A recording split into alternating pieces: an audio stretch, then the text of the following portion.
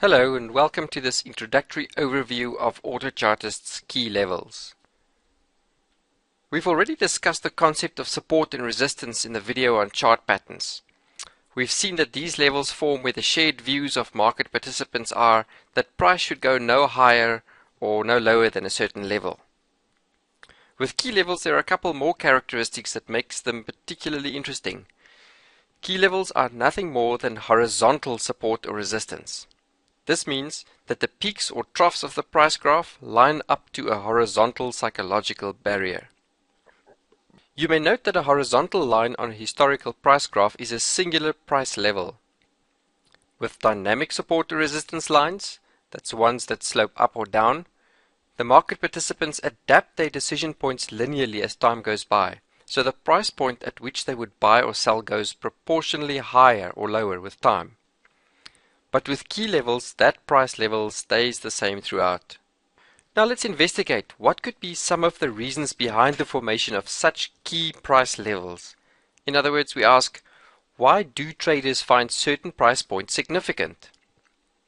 The most common or obvious case we encounter around significant or whole numbers. The way people's cognitive processes work when it comes to numbers is that we tend to look for edges or rounded numbers, rather than the arbitrary decimals that fill up the gaps in between. For example, 1.5 is halfway between 1 and 2. This has been a significant resistance level for the Euro-USD for many months in 2009 and 2010. When the US dollar and the Canadian dollar reach parity, in other words, when the exchange rate equals 1, it's also an important level of both support and resistance. More recently, we see a few additional examples.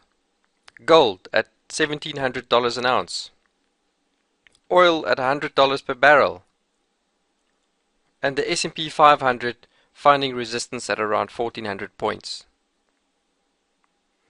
Another potential reason that can make a price level significant is when there is some structural point in the market when the viability or profitability of some large-scale projects may change.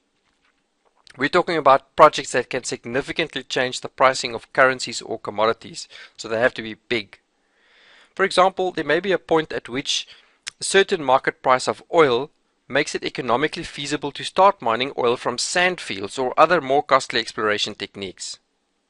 That would effectively broaden the potential supply and thus halt the increase in price. A third explanation for the establishment of key price levels is historical maxima or minima. This can happen on various timescales, for example the maximum for the week, the month, the year, or in the past 100 years. For some reason, when the price approaches an all-time high, there tends to be some hesitation that results in a resistance level. Two examples here are Oracle, that peaked in the boom at the start of the millennium, and IBM, that had these resistance plateaus at various points in its history. There could also be political or economic factors that play a role.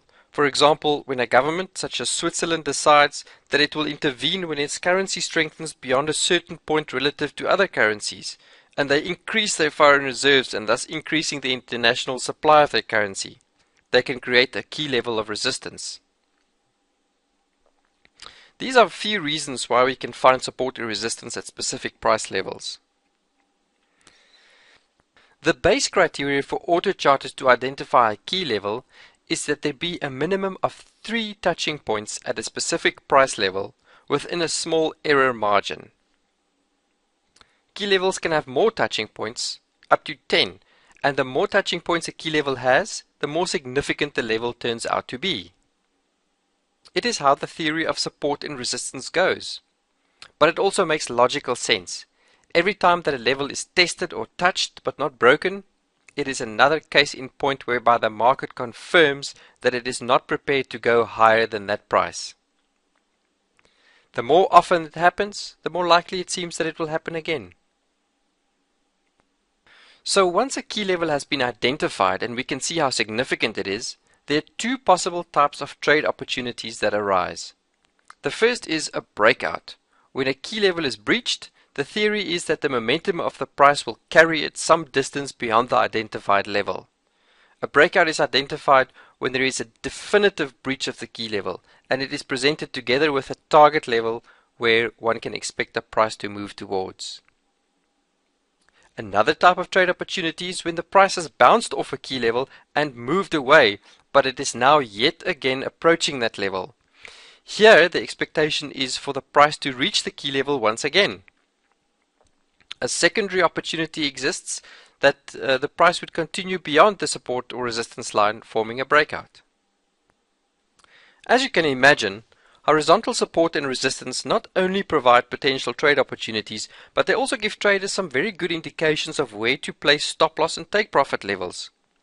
What's more is that they can be powerful confirmations of other opportunities. For example, certain chart patterns have horizontal support and resistance built in, like ascending or descending triangles, rectangles, head and shoulders. So if one were to look at all the action that happens at or near a price level, it may provide an even deeper level of insight and more credibility to each pattern involved than if they were evaluated individually. Take, for example, this descending triangle on the Australian-New Zealand dollar exchange rate.